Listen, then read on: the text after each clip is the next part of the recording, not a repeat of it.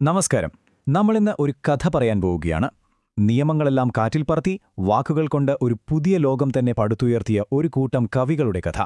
ആധുനിക ബ്രിട്ടീഷ് കവിതയുടെ ആവേശകരമായ ലോകത്തേക്ക് നമുക്ക് ഒരുമിച്ച് യാത്ര ചെയ്യാം. എപ്പോഴെങ്കിലും ഒരു മോഡേൺ കവിത വായിച്ചിട്ട് ഹേ, ഇതെന്റെ എവിടെ നടക്കുന്നത് എന്ന് ചിന്തിച്ചിട്ടുണ്ടോ? അങ്ങനെ തോന്നിയിട്ടുണ്ടെങ്കിൽ നിങ്ങൾ ഒറ്റയ്ക്കല്ല കേട്ടോ. ഈ ആശയക്കുഴപ്പത്തിന് പിന്നിലൊരു കാരണമുണ്ട്. ആ കാരണം കണ്ടെത്താനാണ് നമ്മളിന്ന് ശ്രമിക്കുന്നത്. അപ്പോൾ ഇതാണ് നമ്മുടെ കഥയിലെ പ്രധാന ട്വിസ്റ്റ്. ഒരു വശത്ത് നല്ല ഭംഗിയുള്ള വാക്കുകളൊക്കെ ഉപയോഗിച്ച് കൃത്യമായ നിയമങ്ങളൊക്കെയുള്ള വിക്ടോറിയൻ കവിത, മറുവശത്ത് 20-ാം നൂറ്റാണ്ടിൽ വന്ന മോഡേണിസ്റ്റ് കവിത. അത് ചിലപ്പോൾ ചിതറിപ്പോയതുപോലെ തോന്നും, പലതും പരീക്ഷണങ്ങളാണ്, ചിലപ്പോൾ നമ്മളെ ശരിക്കും കുഴപ്പത്തിലാക്കും. അപ്പോൾ ഇത്രയും വലിയൊരു മാറ്റം അതെങ്ങനെയാണ് സംഭവിച്ചത്? ഓക്കെ, അപ്പോൾ നമുക്ക് തുടങ്ങാം.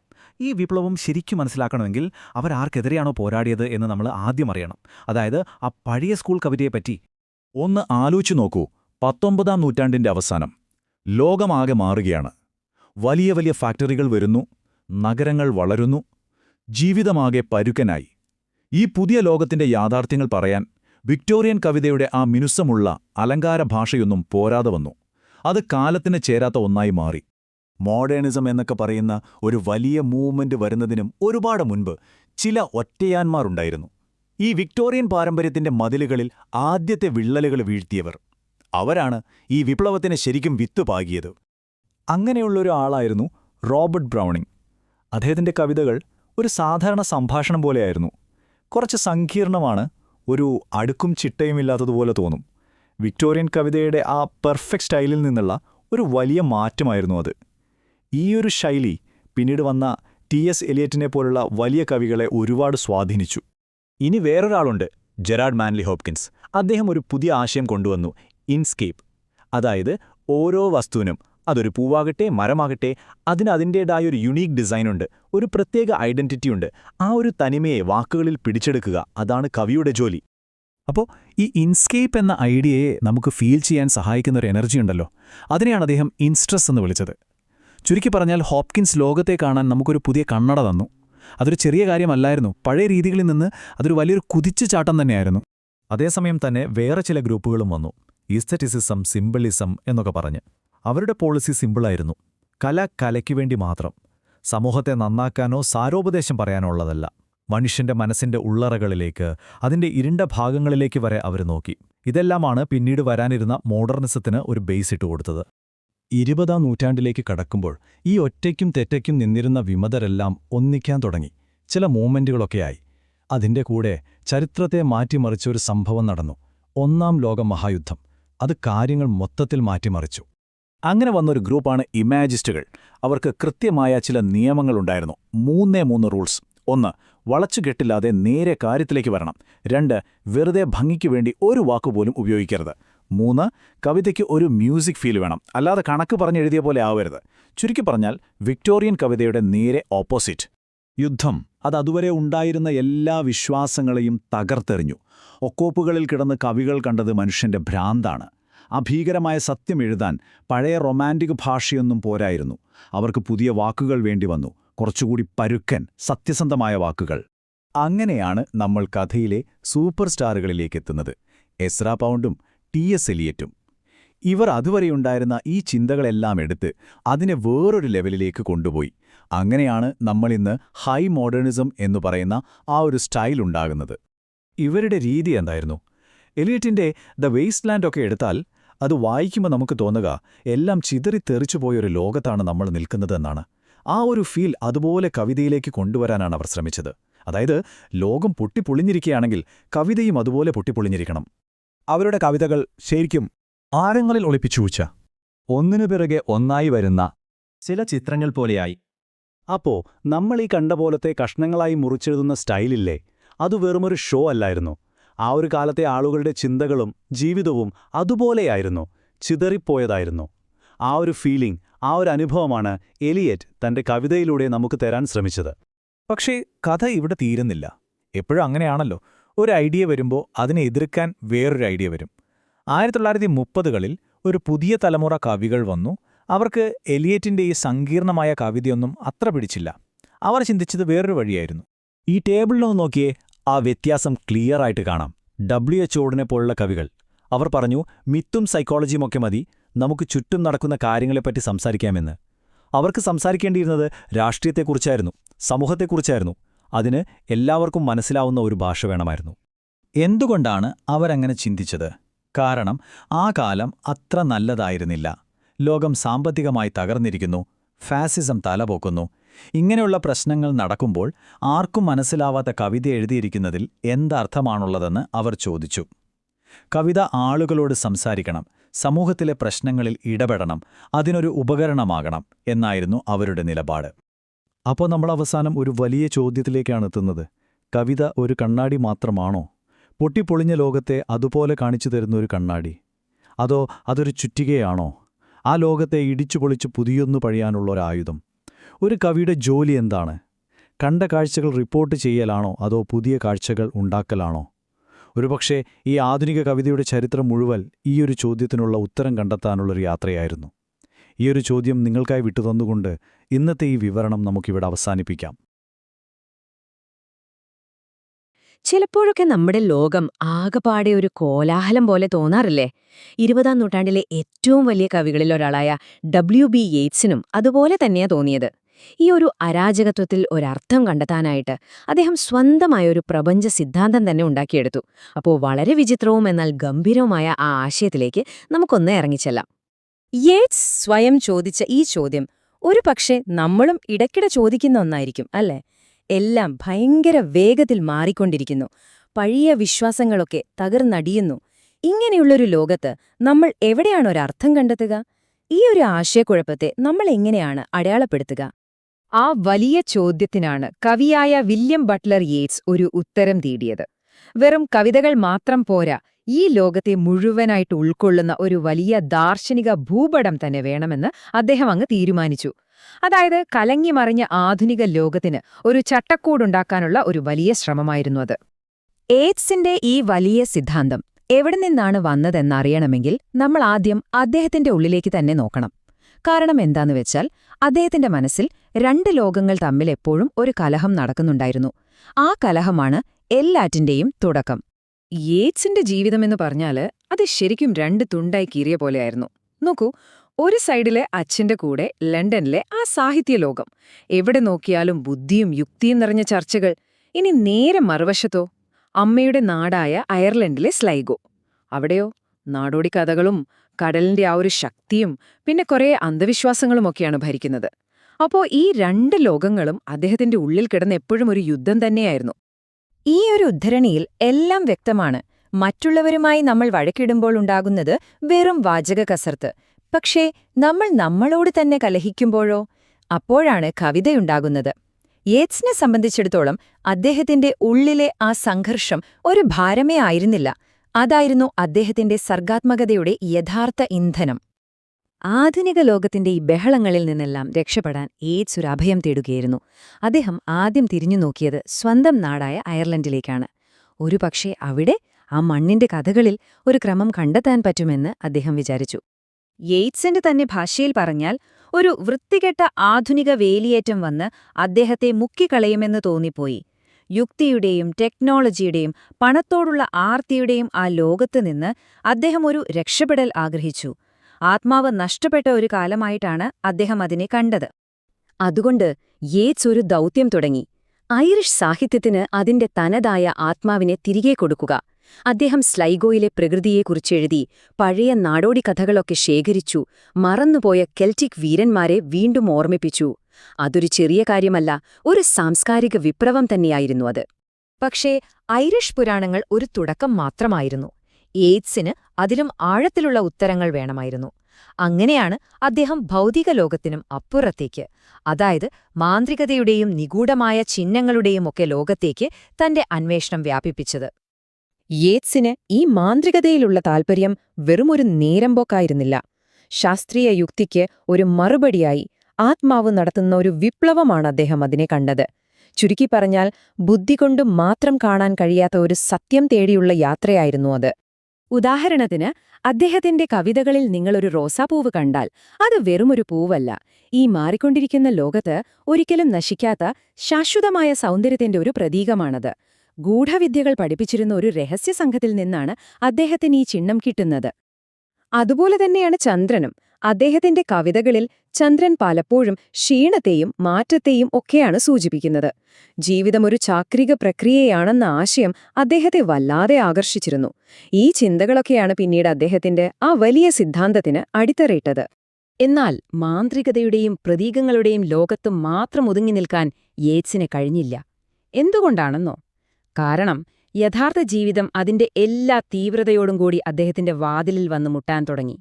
അതൊരു നിർണായകമായ വഴിത്തിരിവായിരുന്നു. സഫലമാകാത്ത പ്രണയം, തിയേറ്റർ നടത്തിപ്പിലെ പ്രശ്നങ്ങൾ, സുഹൃത്തുക്കളുടെ സ്വാധീനം, ഒപ്പം ആളിക്കത്തുന്ന അയർലൻഡിലെ രാഷ്ട്രീയ സാഹചര്യങ്ങളും ഇതെല്ലാം കൂടി അദ്ദേഹത്തെ ആ സ്വപ്നലോകത്തുനിന്ന് യാഥാർത്ഥ്യത്തിന്റെ മണ്ണിലേക്ക് വലിച്ചിറക്കി. അതോടെ അദ്ദേഹത്തിന്റെ കവിതകൾക്ക് ഒരു പുതിയ കരുത്തും മൂർച്ചയുമൊക്കെ കൈവന്നു. അപ്പോൾ ഉള്ളിലെ സംഘർഷങ്ങൾ, ഐറിഷ് കഥകൾ, മാന്ത്രികത, ജീവിതത്തിലെ തിരിച്ചടികൾ ഇതെല്ലാം കൂടി ചേർന്നപ്പോൾ യേറ്റ്സ് ഒരു പരിഹാരത്തിലെത്തി. വ്യക്തിജീവിതത്തെയും ചരിത്രത്തെയും പ്രപഞ്ചത്തെയും ഒരൊറ്റ ചരടിൽ കോർക്കുന്ന ഒരു മഹത്തായ സിദ്ധാന്തം.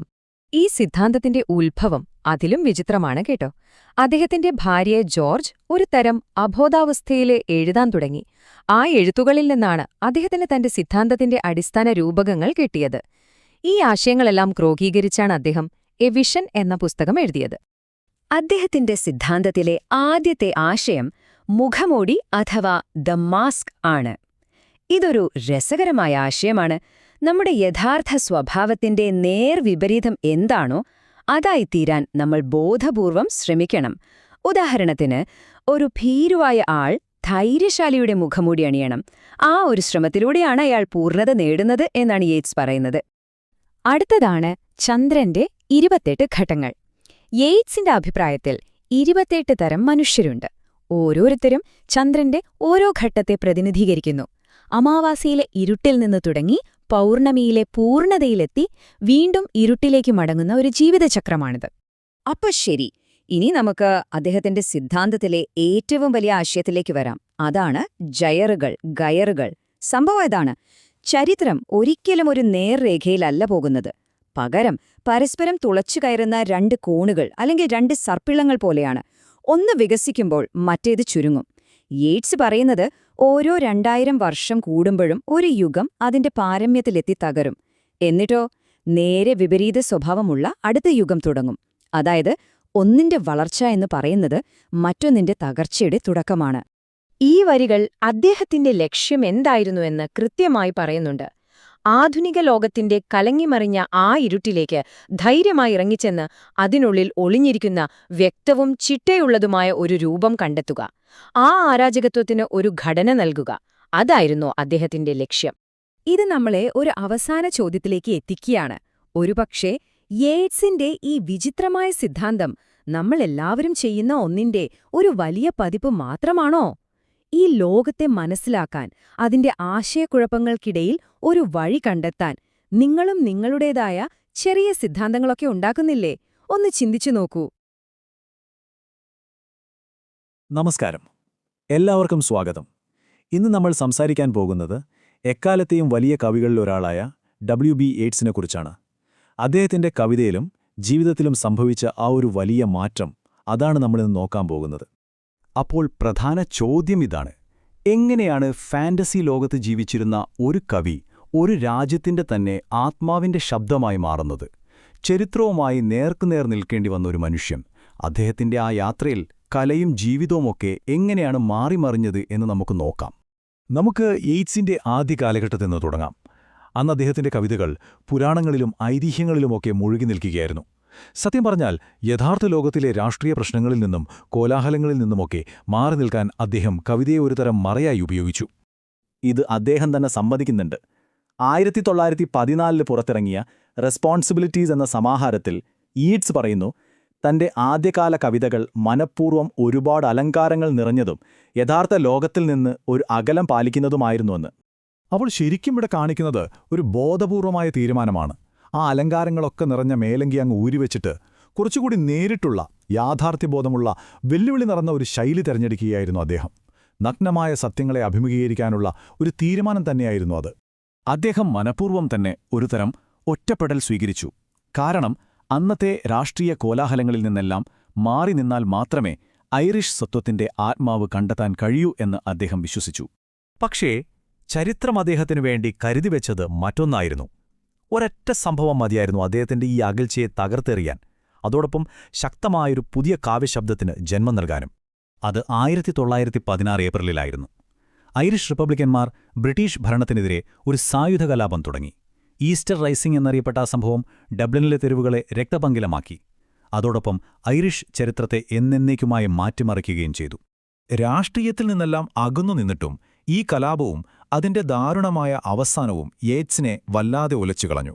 ഒരു വശത്ത് രക്തച്ചൊരിച്ചിലിന്റെ ഭീകരത, മറുവശത്ത് ഒരു പുതിയ രാഷ്ട്രം ജനിക്കുന്നതിന്റെ സൗന്ദര്യം. ഈ കാഴ്ച അദ്ദേഹത്തിന്റെ ചിന്തകളെ അടിമുടി മാറ്റിമുറിച്ചു. ഈ ഒരു അനുഭവമാണ് അദ്ദേഹത്തിന്റെ എക്കാലത്തെയും മികച്ച കവിതകളിലൊന്നായ ഈസ്റ്റർ 1916ലേക്ക് നയിക്കുന്നത്. ഈ കവിതയിൽ ആ വിപ്ലവകാരികളുടെ ത്യാഗത്തിന്റെ അർത്ഥമെന്താണെന്ന് അദ്ദേഹം ആഴത്തിൽ പരിശോധിക്കുകയാണ്. ഈ കവിതയിലെ ഒരു പിരിമുറുക്കം മനസ്സിലാക്കാൻ യേറ്റ്സ് 2 ശക്തമായ ബിംബങ്ങളെ ഒരുമിച്ച് കൊണ്ടുവരുന്നുണ്ട്. ഒന്ന്, ജീവിതത്തിന്റെ ആ നിരന്തരമായ ഒഴുക്കിനെ കാണിക്കുന്ന അരുവി. 2, ഉറച്ച തീരുമാനത്തെ പ്രതിനിധീകരിക്കുന്ന ഒരു കല്ല്. ആദ്യം അദ്ദേഹം വരച്ചുകാട്ടുന്നത് ഒഴുകുന്ന അരുവിയെയാണ്.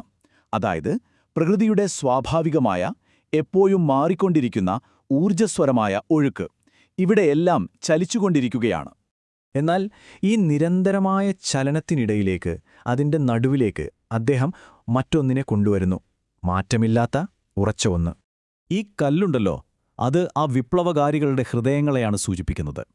ഒരൊറ്റ ലക്ഷ്യത്തിൽ മാത്രം ശ്രദ്ധിച്ച് കല്ലുപോലെ ഉറച്ചുപോയ ഹൃദയങ്ങൾ. ഈയൊരു ഉറച്ച നിലപാട് അത് ജീവിതത്തിന്റെ സ്വാഭാവികമായ ഒഴുക്കിനെ തടസ്സപ്പെടുത്തുന്നു, അസ്വസ്ഥമാക്കുന്നു. ഒരു തരത്തിൽ അതൊരു ട്രാജഡി കൂടിയാണല്ലേ. ഇവിടെയാണ് ആ വലിയ പരിവർത്തനം നമുക്ക് കാണാൻ കഴിയുന്നത്. സാധാരണക്കാരായ, ചിലപ്പോൾ തമാശ പറഞ്ഞു നടന്ന ആളുകളെ ചരിത്രത്തിൽ എക്കാലവും ഓർമ്മിക്കപ്പെടുന്ന ഒരു ഭീകര സൗന്ദര്യമുള്ള ഒന്നാക്കി മാറ്റുന്ന പ്രവൃത്തിയായി കവിത തന്നെ മാറുകയാണ്. ചരിത്രത്തിലെ ഈ വലിയ ദുരന്തത്തെ അഭിമുഖീകരിച്ചതോടെ യേറ്റ്സ് തന്റെ നോട്ടം പുറം ലോകത്തുനിന്ന് അകത്തേക്ക് തിരിച്ചു. രാജ്യത്തിന്റെ ചോദ്യങ്ങൾ വിട്ട് മനുഷ്യന്റെ തന്നെ ഏറ്റവും അടിസ്ഥാനപരമായ ഒരു ചോദ്യത്തിലേക്ക് അദ്ദേഹം കടന്നു. സെയിലിംഗ് ടു ബൈസാൻഡിയം എന്ന കവിതയിൽ അദ്ദേഹം ഈയൊരു ചോദ്യമാണ് ഉയർത്തുന്നത്. നശിച്ചുകൊണ്ടിരിക്കുന്ന ഈ ഭൗതിക ലോകം വിട്ട് കലയുടെ അനശ്വരമായ ലോകത്തേക്ക് നടത്തുന്ന ഒരു ആത്മീയ യാത്രയാണത്. ഈ കവിതയുടെ അടിസ്ഥാനം തന്നെ 2 ലോകങ്ങൾ തമ്മിലുള്ള ഒരു സംഘർഷമാണ്. ഒന്ന് ഊർജ്ജസ്വലമാണെങ്കിലും നശ്വരമായ ശരീരത്തിന്റെ ലോകം. മറ്റൊന്ന് അനശ്വരമായ കലയുടെയും ആത്മാവിന്റെയും ലോകം. യേറ്റ്സിനെ സംബന്ധിച്ച് ബൈസാൻഡ്രിയം വെറുമൊരു സ്ഥലമായിരുന്നില്ല, അതൊരു ആദർശമായിരുന്നു. മനുഷ്യസിരകളിലെ ക്രോധത്തിൽ നിന്നും ചെളിയിൽ നിന്നും ആത്മാവിനെ രക്ഷപ്പെട്ട് ഒരു അനശ്വരമായ കലാസൃഷ്ടിയായി മാറാൻ കഴിയുന്ന ഒരു പുണ്യനഗരം. ഒരു പക്ഷിയുടെ രൂപകത്തിലൂടെ ആത്മാവിന്റെ യാത്ര എത്ര മനോഹരമായാണ് അദ്ദേഹം വരച്ചുകാട്ടുന്നത്.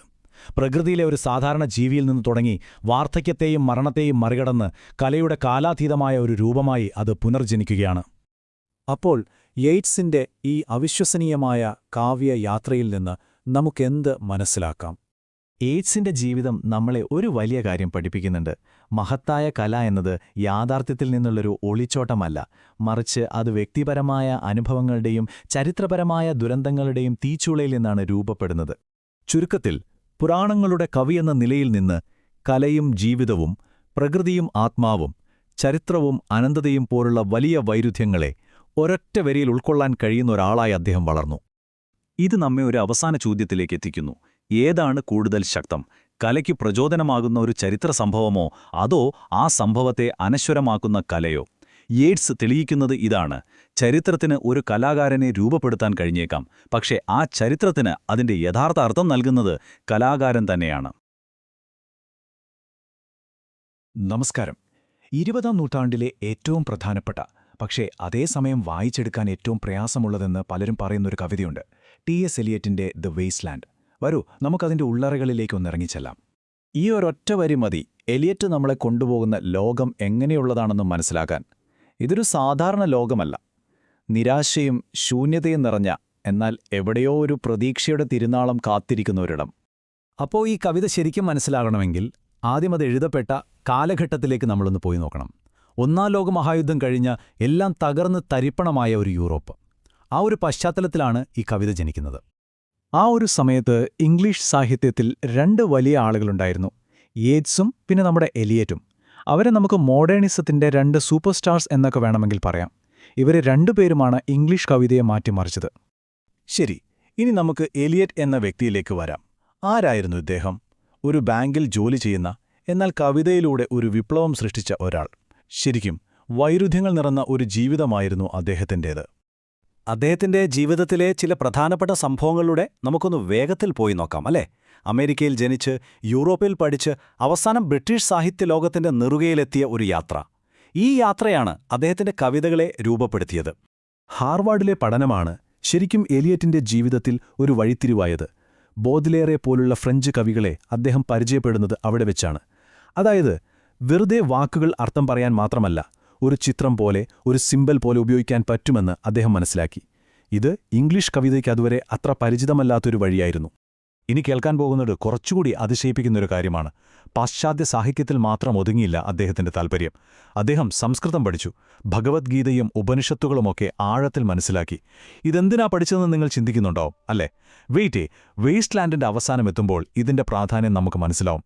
ശരി, അപ്പോൾ നമുക്ക് നേരെ കവിതയുടെ ഉള്ളിലേക്ക് കടക്കാം. പേടിക്കേണ്ട, ഒറ്റ നോട്ടത്തിൽ ഭയങ്കര കോംപ്ലിക്കേറ്റഡായി തോന്നുമെങ്കിലും നമുക്കിത് ഓരോന്നായി പൊളിച്ചടക്കി നോക്കാം.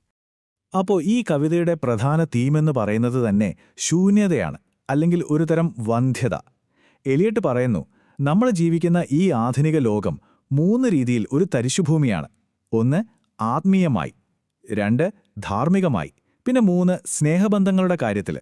ഈ കവിത മനസ്സിലാക്കാൻ നമ്മൾ അറിഞ്ഞിരിക്കേണ്ട ഒരു പ്രധാനപ്പെട്ട മിത്താണ് ഫിഷർ കിങ്. സംഭവം സിമ്പിളാണ്. ഒരു രാജാവിന് മുറിവേൽക്കുന്നു, അതോടെ അദ്ദേഹത്തിന്റെ രാജ്യവും ഒരു തരിശുഭൂമിയായി മാറുന്നു. രാജാവിന്റെ മുറിവുണങ്ങിയാൽ മാത്രമേ നാട് രക്ഷപ്പെടൂ. അപ്പോൾ എലിയത്ത് എന്താ ചെയ്യുന്നത്? ഈ ഫിഷർ കിങ്ങിനെ 20-ാം നൂറ്റാണ്ടിന്റെ ഒരു സിംബലായി ഉപയോഗിക്കുന്നു. ലോകത്തിന്റെ മുറിവുണങ്ങണമെങ്കിൽ അതിന്റെ ആത്മാവിന്റെ മുറിവുണങ്ങണം. അപ്പോൾ നിങ്ങൾക്ക് തോന്നും, എന്താ ഈ കവിത ഇങ്ങനെ ഒരടുക്കും ചിട്ടയുമില്ലാതെ പലയിടത്തു നിന്നും വെട്ടിയൊട്ടിച്ച പോലെ? പക്ഷെ അതാണ് പോയിന്റ്. അത് മനഃപൂർവ്വമാണ്. തകർന്നുപോയൊരു ലോകത്തെക്കുറിച്ച് പറയാൻ തകർന്നൊരു ശൈലി തന്നെ വേണം. അതാണ് എലിയറ്റിന്റെ ഐഡിയ. ഇവിടെയാണ് കഥയിലെ മറ്റൊരു ഹീറോ വരുന്നത്, എസ്ര പൗണ്ട്. എലിയറ്റിന്റെ ഏറ്റവും അടുത്ത സുഹൃത്തും ഒരു കവിയുമായിരുന്നു പൗണ്ട്. വേസ്റ്റ്ലാൻഡിന്റെ ആദ്യത്തെ ഡ്രാഫ്റ്റ് കണ്ട് അതിലെ ആവശ്യമില്ലാത്ത ഭാഗങ്ങളൊക്കെ വെട്ടിമാറ്റി ഇന്നത്തെ രൂപത്തിലേക്ക് മാറ്റിയെടുത്തത് പൗണ്ടാണ്. എലിയട്ട് തമാശയ്ക്കല്ല പൗണ്ടിനെ ഏറ്റവും മികച്ച ശില്പി എന്ന് വിളിച്ചത്. ശരിക്കും ഒരു പരുക്കൻ കല്ലിൽ നിന്ന് മനോഹരമായൊരു ശില്പം കൊത്തിയെടുത്തതുപോലെയായിരുന്നു പൗണ്ടിന്റെ എഡിറ്റിംഗ്. അദ്ദേഹത്തിന്റെ ആ ഇടപെടലാണ് കവിതയ്ക്ക് ഇത്രയും ശക്തി നൽകിയത്. ഇതുവരെ നമ്മൾ കേട്ടതൊക്കെ വെച്ച് നോക്കുമ്പോൾ ഈ കവിത ഭയങ്കര നിരാശ നിറഞ്ഞ ഒന്നാണെന്ന് തോന്നാം, അല്ലേ? പക്ഷേ കഥ അവിടെ തീരുന്നില്ല. കവിതയുടെ അവസാന ഭാഗത്തേക്ക് വരുമ്പോൾ ഇരുട്ടിൽ ഒരു വെളിച്ചം കാണാൻ തുടങ്ങും.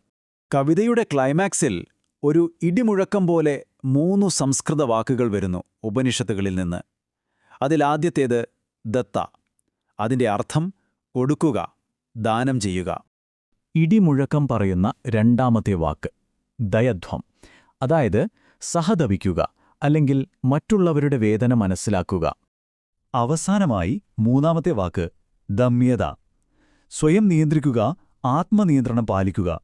അപ്പോൾ എന്താണ് എലിയറ്റ് ഇവിടെ പറയാൻ ശ്രമിക്കുന്നത്? കൊടുക്കുക, സഹതപിക്കുക, നിയന്ത്രിക്കുക. പടിഞ്ഞാറൻ ലോകം നേരിടുന്ന ഈ ആത്മീയ വരൾച്ചയ്ക്ക് ഒരുപക്ഷെ പരിഹാരം കിഴക്കിന്റെ ഈ തത്വചിന്തയിലായിരിക്കാം എന്നാണ് അദ്ദേഹം സൂചിപ്പിക്കുന്നത്. അപ്പോൾ എന്റെ ചോദ്യം ഇതാണ്, 100 വർഷം മുൻപെഴുതിയ ഈ കവിത, ഈ വാക്കുകൾ, ആത്മീയമായി വരണ്ടുണങ്ങിയ, എപ്പോഴും ഡിസ്ട്രാക്ഷൻസ് നിറഞ്ഞ നമ്മുടെയൊക്കെ ഈ ലോകത്ത് നമുക്ക് സമാധാനം കണ്ടെത്താൻ ഈ പഴയ വാക്കുകൾക്ക് കഴിയുമോ? എന്താണ് നിങ്ങൾക്ക് തോന്നുന്നത്? ഹലോ, എല്ലാവർക്കും സ്വാഗതം. ഇന്ന് നമ്മൾ മനസ്സിലാക്കാൻ പോകുന്നത് സാഹിത്യത്തിലെ വളരെ പ്രധാനപ്പെട്ട പക്ഷേ ഒരുപാട് പേര് കുഴപ്പിക്കുന്ന ഒരു കവിതയെക്കുറിച്ചാണ്. ടി.എസ്. എലിയറ്റിന്റെ തരിശുഭൂമി. ചില പുസ്തകങ്ങള് അല്ലെങ്കിൽ കവിതകൾ വായിക്കുമ്പോൾ നമുക്കിങ്ങനെ തോന്നാറുണ്ട്, അല്ലേ?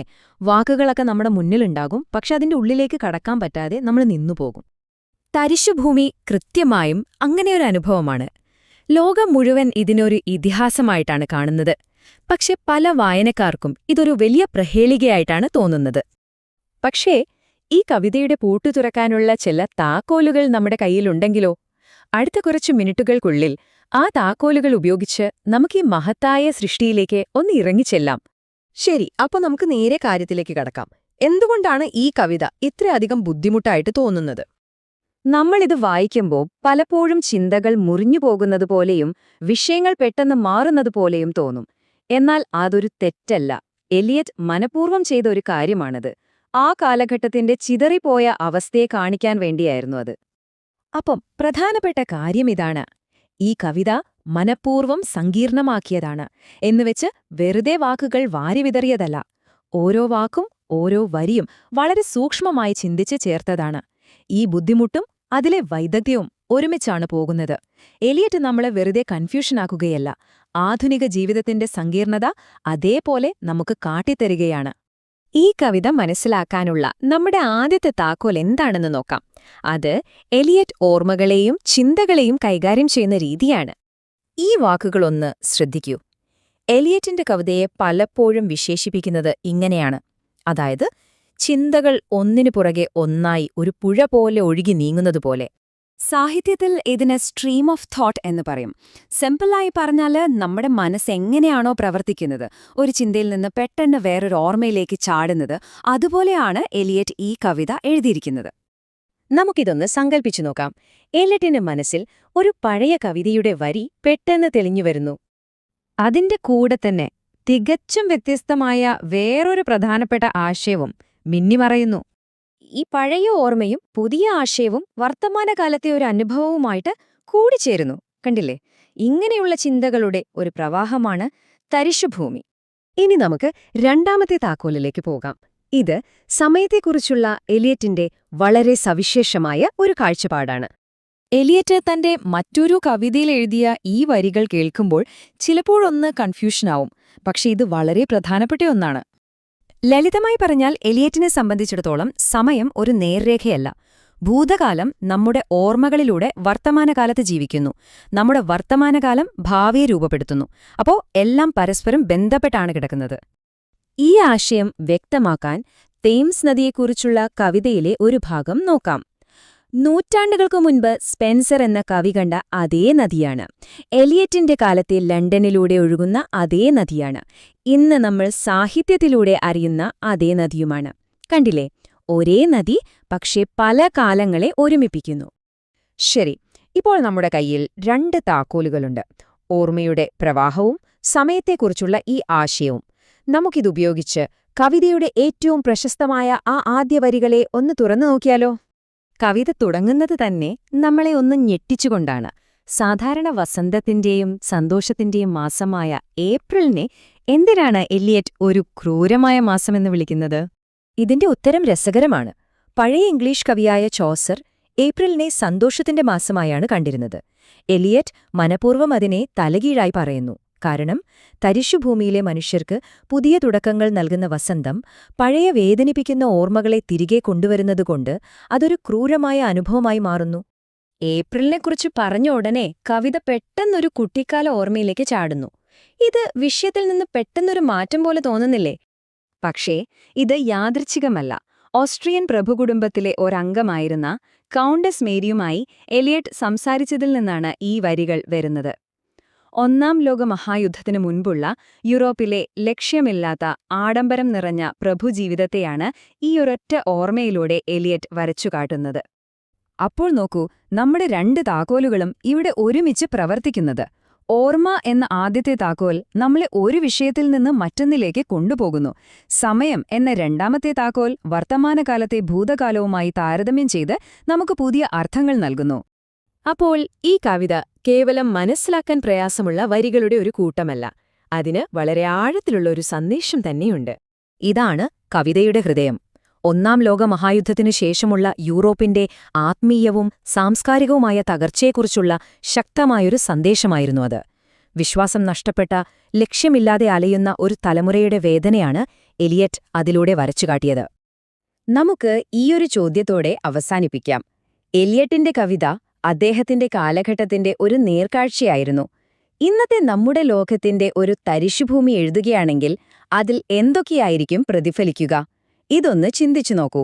അടുത്ത തവണ കാണാം. നമസ്കാരം. സാഹിത്യത്തിലെ ഏറ്റവും പ്രശസ്തവും അതേസമയം വായിച്ചെടുക്കാൻ ഏറെ ബുദ്ധിമുട്ടുള്ളതുമായ ഒരു കവിതയെക്കുറിച്ചാണ് നമ്മളിന്ന് സംസാരിക്കാൻ പോകുന്നത്. എന്തായിരിക്കും ആ രഹസ്യം? ശരി, നമുക്ക് നോക്കാം. ടി.എസ്. എലിയറ്റിന്റെ വിഖ്യാതമായ തരിശുഭൂമി എന്ന കവിതയുടെ അവസാനത്തെ 3 ഭാഗങ്ങളിലേക്ക് നമുക്ക് ഒരുമിച്ചൊന്ന് ആഴ്ന്നിറങ്ങി നോക്കാം. അപ്പോ കവിതയുടെ ഈ ഭാഗത്ത് ആദ്യം തന്നെ എലിയറ്റ് ചെയ്യുന്നത് ആധുനിക ലോകം നേരിടുന്ന ഒരു പ്രധാന പ്രശ്നം എന്താണെന്ന് കൃത്യമായി പറഞ്ഞു തരികയാണ്. ആ ഭാഗത്തിനും അദ്ദേഹം ഒരു പേരും കൊടുത്തിട്ടുണ്ട്: അഗ്നിപ്രഭാഷണം.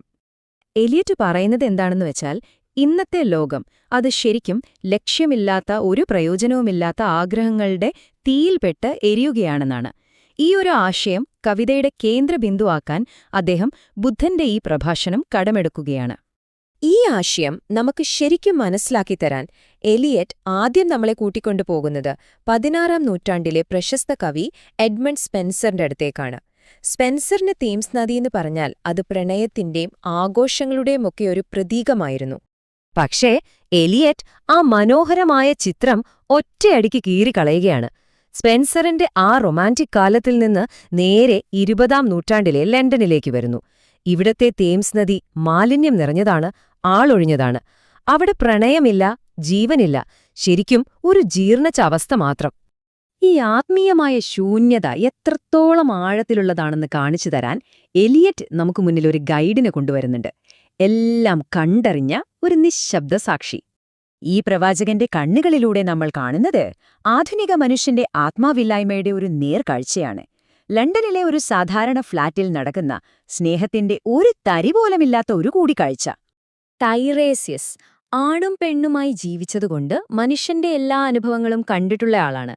അദ്ദേഹം ഈ കാഴ്ച കാണുകയാണ്. യാതൊരു വികാരവുമില്ലാതെ ഒരു മെഷീൻ ചെയ്യുന്നതുപോലെ നടക്കുന്ന ഈ ബന്ധത്തിന് അദ്ദേഹം സാക്ഷിയാവുന്നു.